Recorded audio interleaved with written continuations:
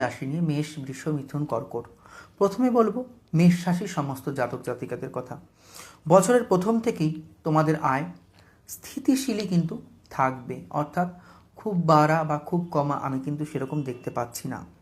তবে কিছু কারণবশত কিন্তু তোমাদের ব্যয় বৃদ্ধিও পাবে, অর্থাৎ আয়ের তুলনায় কিন্তু ব্যয় বৃদ্ধি পাবে।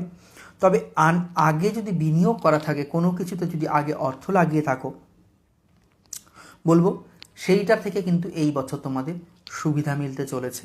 দুর্দান্তভাবে কিন্তু সেই রেজাল্ট বা বেনিফিট তোমরা পেতে চলেছ। রিয়েল এস্টেট অথবা সম্পত্তি সংক্রান্ত বিষয় থেকে কিন্তু তোমরা অনেক ধরনের সুবিধা পাবে, অর্থাৎ কারো যদি জমি সম্পত্তি থেকে থাকে সেখান থেকে কিন্তু তোমরা বলবো দুর্দান্ত সুবিধা পাবে।